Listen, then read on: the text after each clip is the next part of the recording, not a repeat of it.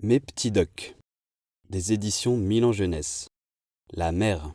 Texte de Stéphanie Ledu, illustration de Delphine Vaufray. Sur cette carte du monde, appelée planisphère, tu peux voir que la Terre est surtout recouverte d'eau. Il y a les océans immenses et les mers plus petites. Certaines sont fermées, ce sont des sortes de grands lacs salés. Le Pacifique est l'océan le plus vaste. Au sud se trouvent des centaines de petites îles baignées par des eaux transparentes et chaudes. Leur sable blanc est fait de poussière de coquillages et de débris de minuscules animaux marins, les coraux. L'océan Arctique, près du pôle Nord, est le plus froid. L'eau gèle. Elle forme une épaisse couche de glace, la banquise, qui s'agrandit l'hiver, puis fond en partie en été. As-tu déjà goûté l'eau de mer ? Depuis des milliards d'années, les fleuves y apportent des petits éléments contenant du sel. C'est pour cela qu'elle est salée. Dans les marais salants, le soleil et le vent font évaporer l'eau. Il reste le sel que l'on récolte pour la cuisine. Allons voir sous l'eau. À partir de la plage où tu te baignes, le sol descend en pente douce. Soudain, une falaise plonge à pic. Le fond de la mer est une immense plaine, avec des montagnes et des volcans. Pour étudier les grands fonds, on utilise un petit sous-marin très résistant, le bathyscaphe. Mais qu'y a-t-il dans les abysses ? Il fait tout noir et très froid. Des poissons un peu effrayants vivent ici. Certains possèdent une lumière.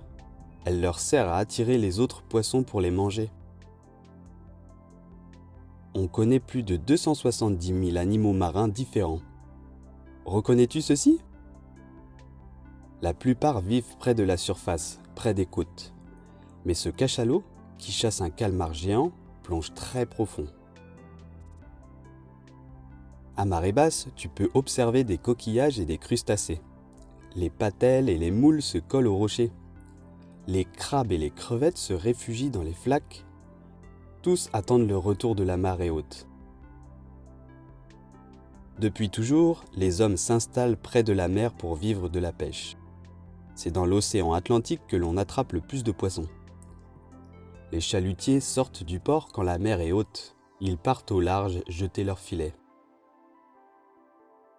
C'est aussi par la mer que l'on transporte le plus de marchandises. Dans le port de commerce, les gigantesques cargos chargent et déchargent leurs livraisons. Ce navire emmène des centaines de passagers pour une croisière. Ils feront du tourisme lors des escales du bateau. La mer n'est pas toujours calme. Quand les vents soufflent fort et longtemps, ils donnent naissance à des mers hautes comme des immeubles. Avis de tempête. Ce remorqueur va au secours des bateaux en détresse. Il sort par tous les temps. Les océans et les mers sont précieux, mais aujourd'hui, ils sont en danger. Beaucoup de déchets y sont rejetés. Parfois, un pétrolier coule, le pétrole se répand dans la mer, causant une marée noire qui tue les plantes et les animaux. Toi aussi, tu peux aider à protéger la mer, en gardant les plages propres, en évitant de cueillir les plantes des dunes. Et si tu captures des poissons et des crustacés, relâche-les après les avoir observés.